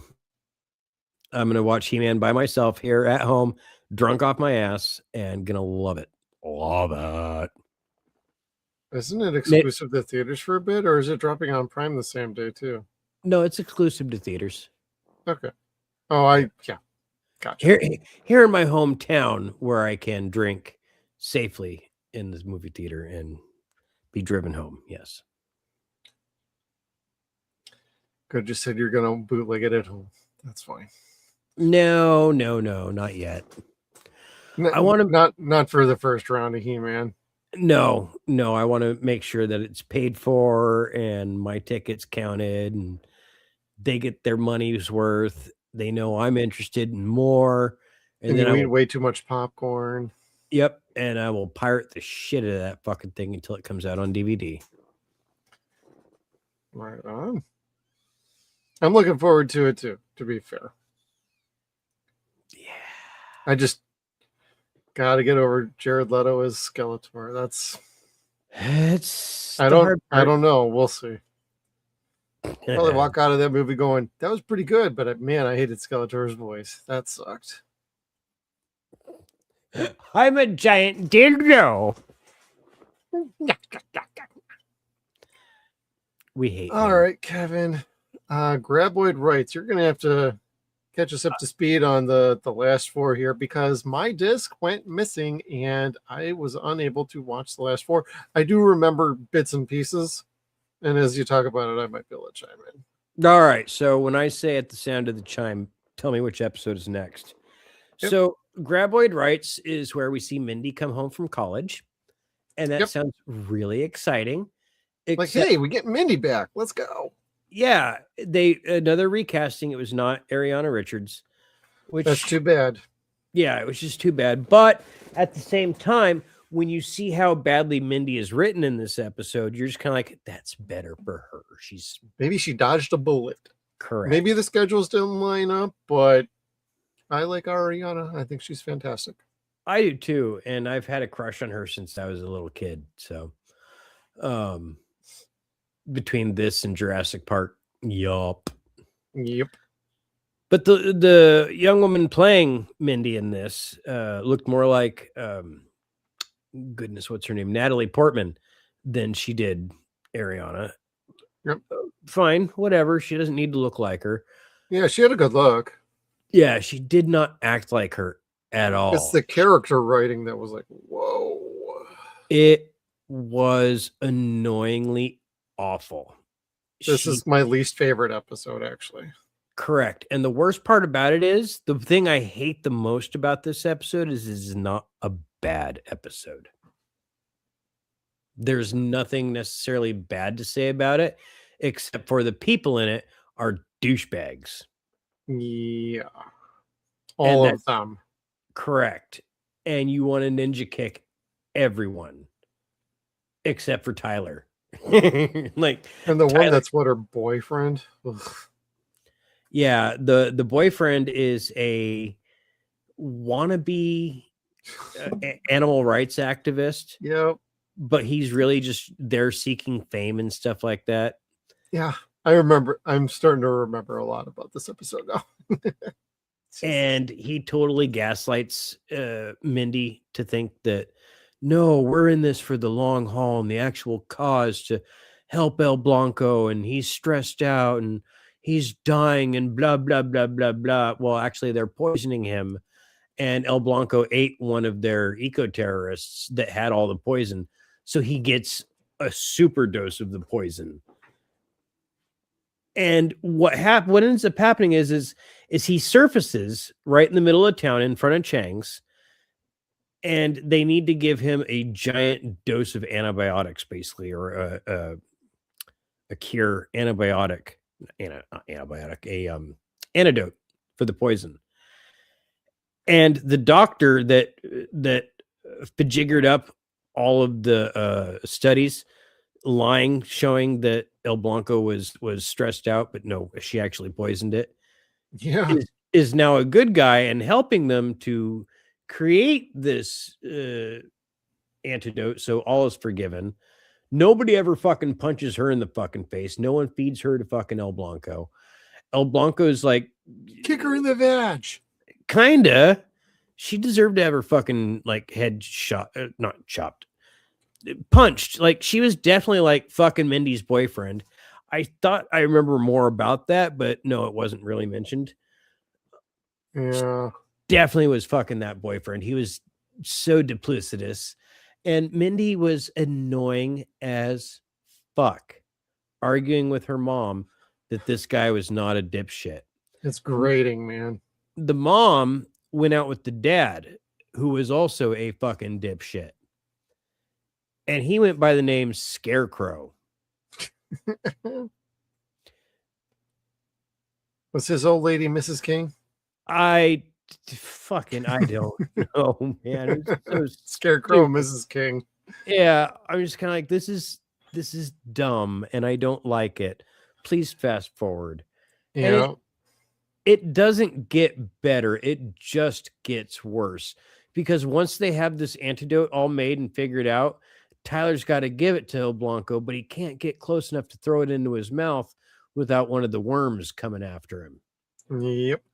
So Mindy says, well, give it to me. And she takes the package from him. And he says, well, what are you going to do? And she says, I made varsity playing softball. Varsity of Perfection Valley. Interesting. Yeah. And she underhand population 14. So dumb. Wasn't even cool. Was not. Mindy, that was supposed to be her redeeming moment because of her bringing all this hell to perfection. I wouldn't have forgiven her, not for that or for anything. She was too dumb. And when everyone tried, you got to earn your place again, kid. Yeah, like when Rosalita's trying to tell her, dude, your mom's really trying to help you. Like everyone tries to step in and tell her you're fucking stupid. Yep. And she doesn't want to believe anybody. So it's like, I'm just kind of like, I don't care what happens to her. She can get eaten and I wouldn't care. Yep. This is a tough ass episode, man. I'm almost glad I didn't watch this one. I might have wanted to skip it and just get to the last 3 instead. Now, I am a natural dissenter. Dissent and being the devil's advocate is my thing. Yep. But I hate hippies. I hate protesters. I hate bleeding hearts. I hate this sort of thing. So it is very hard for me to watch. It makes me want to change the TV with the Foley remote, which people, if you know, is a brick. So hell no, we won't go. Fuck that channel. We'll get Kelly out for that thing. Jeez. Thumbs up. All right. Which episode is next? We got Water Hazard. Yep. Water Hazard. Water Hazard is a pretty good episode that has one great big drawback to it.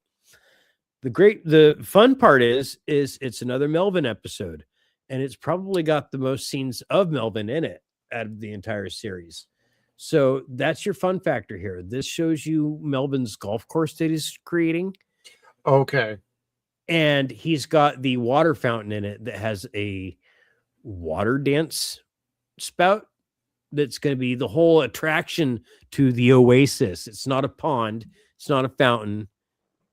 It's an oasis or a lagoon. Well, there's a giant brine shrimp in it. And a carnivorous giant brine shrimp. The bad part is... Oh, this one. Yeah, they made this giant monster and it looked cool. It was all practical effects. Yes. They do not show it to you in the episode. Yep. You see its eyes and you see a bit of its head. It's so limited. Yep. And they showed you nothing else of it to even make you even suggest that this monster was cool. They barely even suggest that it's creepy.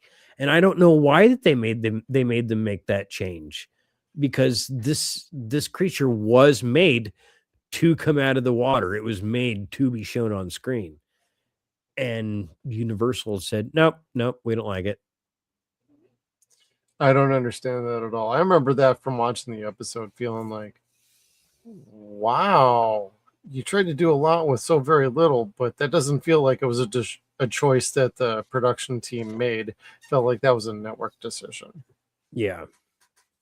And that's the worst kind of vibe you want to get from a show. Like, you don't want to watch it and feel like, why is the network screwing around with this show like this? That's uncalled for. It's completely unnecessary. Especially when it's new like this was. Yeah. It's like, let these be.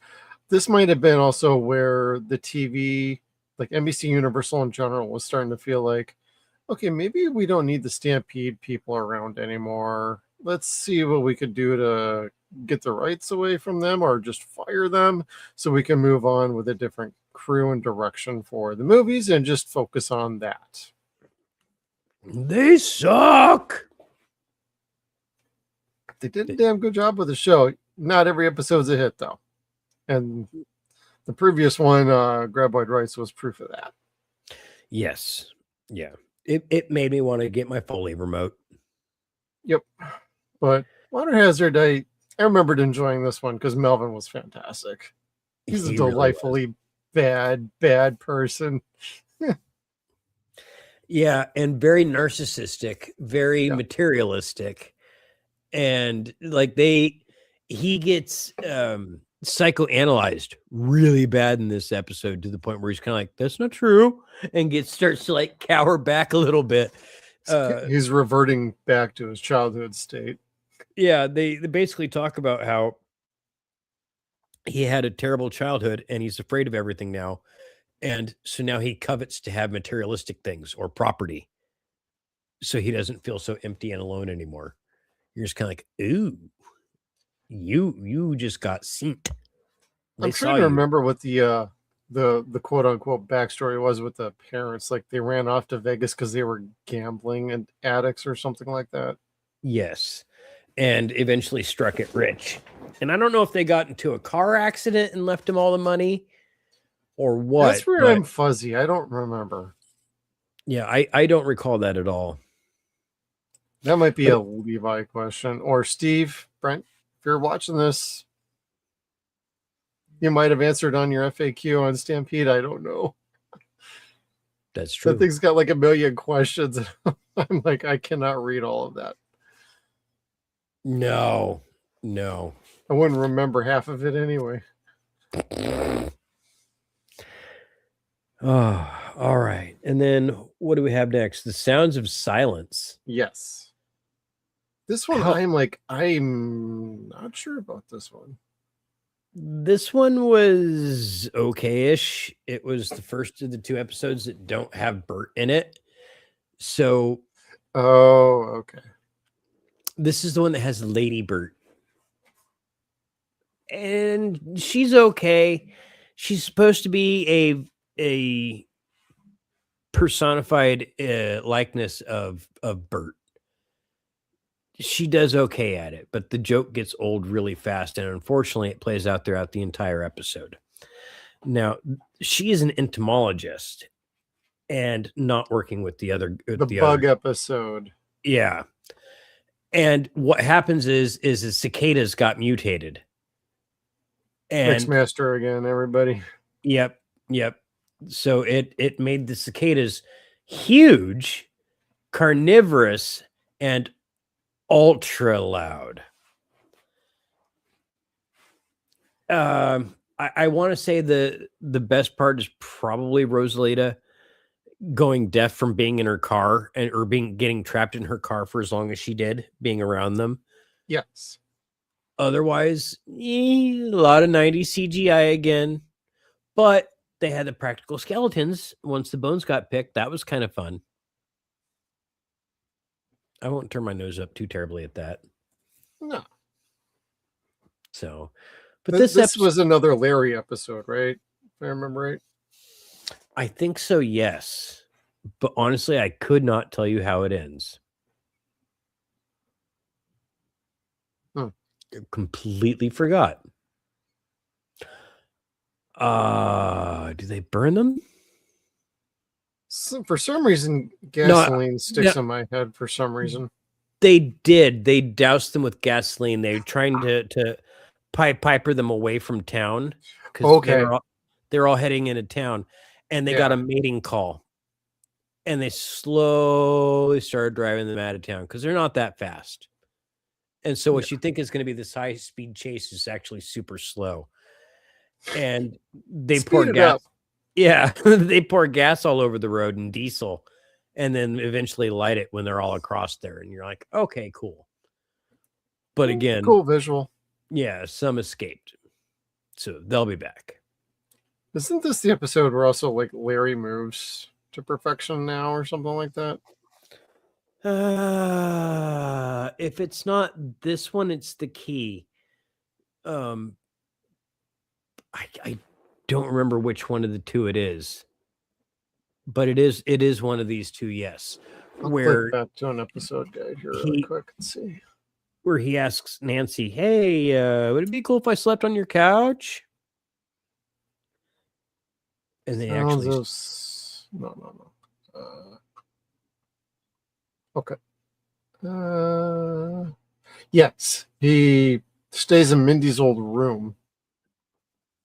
Nancy will kick him out when he cannot find and or build a place of his own. I'd sleep in Nancy's old room or Mindy's old room.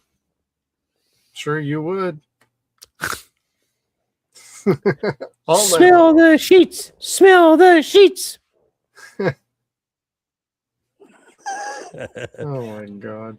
Yeah, from what I remember that episode, it's a fine episode. It just it's lacking Bert, and it's like, why are we doing episodes without Bert? You only have 13 episodes. That was probably a bad call. Yeah, well, but it was also probably because of what they were doing on Back to Perfection, or was Tremors 4. Yeah, it was part 4. That this is probably where they were starting to struggle with like his availability and everything. Yeah, because Universal was not willing to wait until the last 2 episodes were filmed. That's right. They said, nope, we need him now. We're starting this movie now. Stupid. Jeez. So that's what sticks out in my mind, though, is an episode without Bert ain't at any rate. Well, and then the next episode doesn't have Bert. The key. Yep. The final episode. The one that I didn't want to watch. I tried putting my VR helmet on and listening to it. But my kids are like, you need to watch this. No, motherfuckers, I don't. Now go on. I'm fishing. No, I needed to watch it. And I'm glad I did, I guess. It's I can't say it's a simple story. It's kind of like The Dark Knight, where Joker's got the burglary set up to, once everyone's finished their job, they get killed by their partner. Only it's much more simplified because there's only 3 people. So Turturro returns. Nikki Turturro returns wearing the same velour jumpsuit and white boots, which are hideous. Tracksuit Mafia. Yeah. And he's with his dead black partner's sister, Vivica Fox. You know what I'm saying? And she's using him to get the $20 million that his brother had the key for. And El Blanco ate the brother and the key. So then now they need to go back and find El Blanco, find the seismic meter to find out where exactly he is or where he's going, which direction he's in, to shoot and incapacitate him, and then disembowel him to find the key. And it's like, Trick, you're going to find your brother and then the key. Yep. And it's only going to be half of your brother because we saw his legs. But I don't think she cared. I don't think she cared. She already killed one of her partners, the guy that invented the gun, that I thought was Brian. I thought that was Brian Doyle Murray, but apparently it's not. No. Helmut Krauss was the name of the fucking other partner. Oh my god. Helmut Krauss. And he didn't have a German accent at all. I was like, for shame. But this was a really hard episode to get through. I didn't really care for it at all. Turturro eventually starts figuring out that, yeah, this trick would kill you in a fucking heartbeat to get the money. And that eventually is the way it goes. And, you know, he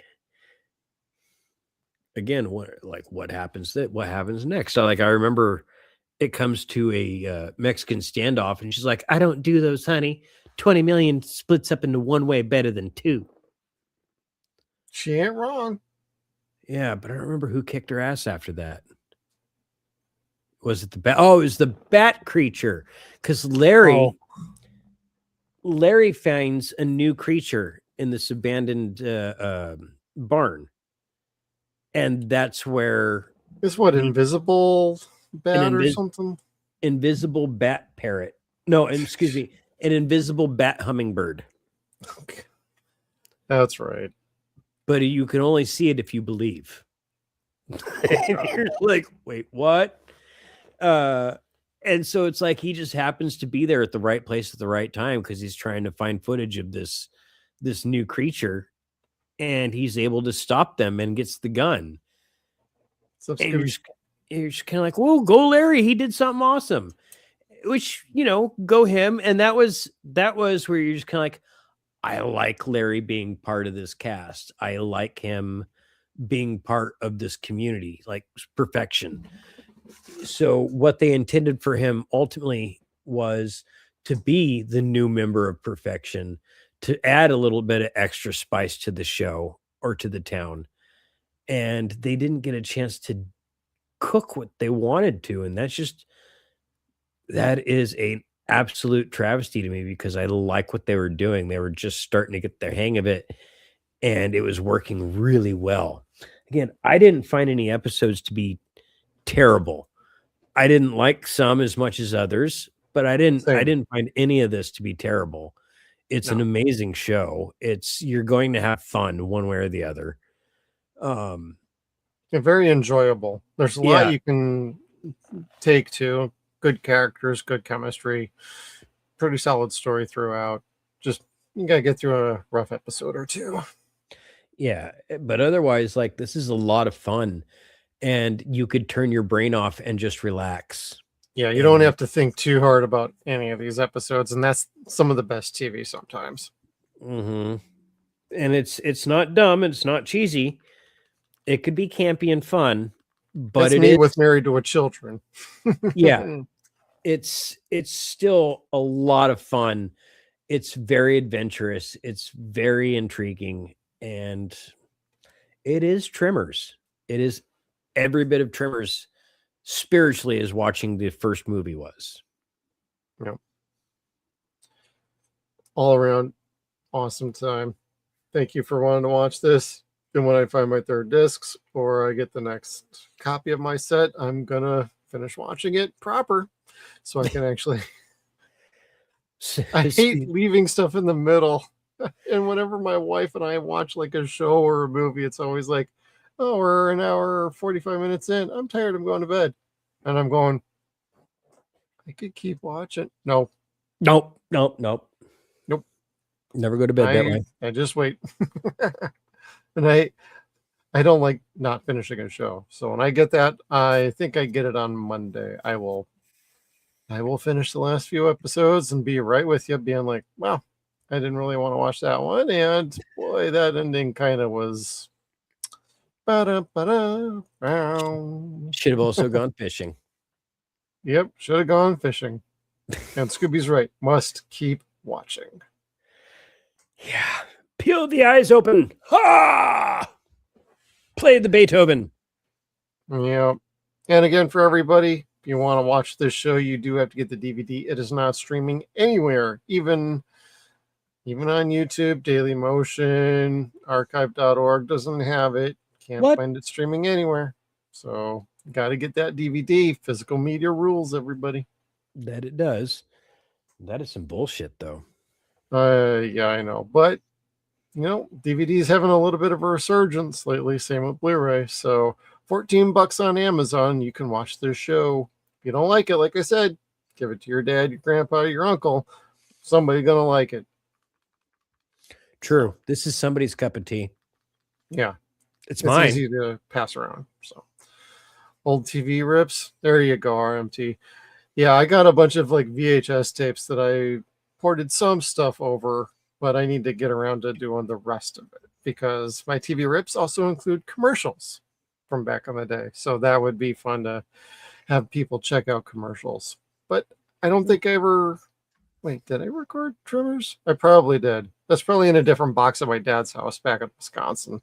Next time I'm out there, I will recheck my inventory on tapes to do that with. So, but Kevin, that's going to wrap us up tonight on Tremors the series. And we have yet to decide what we're doing in a couple of weeks. We have some couple ideas, but I think in the next few days we'll figure out our next few shows that we're going to be covering, next few movies, get things locked down, and maybe we'll have a member stream and actually do it this time. Ooh. And and then we'll make some announcements there. And then maybe a little while after we'll put up a graphic. But if you are a member of our channel, we will have that scheduled at some point once we finish scheduling things out. So, got anything else for anybody, Kevin? You want to let everybody know about Deadwire Live tomorrow? Oh gosh, what do we got coming up on Deadwire Live tomorrow? We're going to be talking a little bit about The Punisher, One Last Kill. So if you haven't seen that, I don't know if we'll have spoilers on it or not. We'll try to keep it a spoiler-free review. It's 44 minutes long. Watch it on Disney Plus before tomorrow night. We're also going to be talking about the Voltron movie, whether or not it's where you're going to be able to see it this year. Next year. Yep, next year. Yep. And we are saying goodbye to Don Gibb, our beloved ogre. He passed away this week, and those are going to be our 3 top headlines for tomorrow, but there's plenty else that happened throughout the week, and we have plenty of debaucherous stuff to talk about. Absolutely. So stay tuned for Deathstalker on Tuesday, the movie from within the last year. We'll finally give that a watch, and then after that, we will keep you all informed. So thank you, everybody, for tuning in. We will see you on the next one. Good night, everybody. Get out.